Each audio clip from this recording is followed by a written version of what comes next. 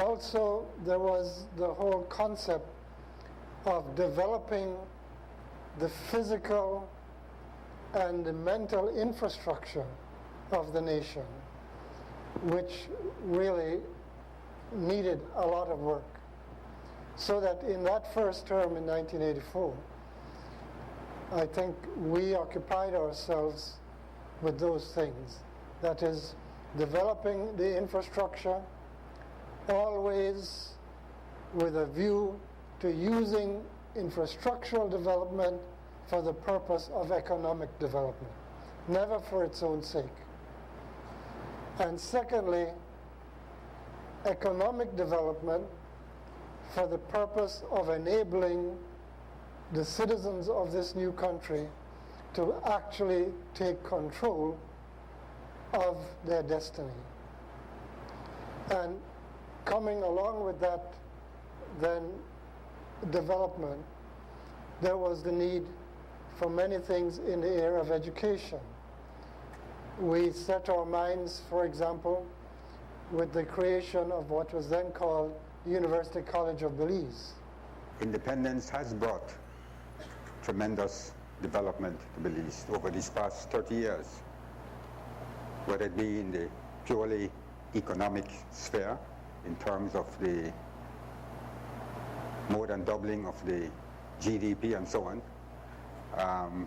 Certainly, agro-industry has grown tremendously and tourism has taken off big time in Belize. But to answer your question specifically, my top two would be, first of all, that over these past 30 years, to me, it's a great accomplishment that we've been able to maintain our sovereignty and territorial integrity, despite this unfounded claim from Guatemala. And we were able to do so in very difficult circumstances. We only need to look at the fact of our wide open borders that we have. And indeed, today one can say we're still faced with the problems of the chateros and people encroaching, peasant farmers from Guatemala into Belizean territory. That exists, but when you look at the broad picture, the fact that we've been able over all these years to maintain our sovereignty over this land we call home, Belize, to me is a great accomplishment. And I would attribute part of the success of that to the fact that as political parties, at least the two major political parties, we have been able to reach a high level of bipartisanship on that issue. I think that plays a big part in the success of that. Nobody else mentioned it, and I think in a sense it is because we have come to take it so much for granted. And that in itself is an accomplishment. The fact that we hold free and fair elections every 5 years. Since independence, our election cycle has never been marred by any kind of violence.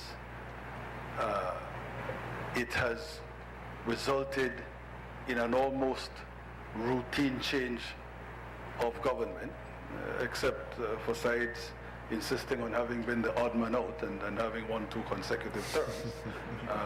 I still blame Dean Linder for that. But anyway, he should never have allowed you to win that second election. But I'm talking about in Fort George. But no, that is an amazing achievement. When you look at all that's happening in the world today, I certainly believe that we have to treasure that fact. And I'm saying that we don't trumpet it, we take it for granted, and that in itself underscores the value of it, that we have managed this so easily that we can in fact take it for granted.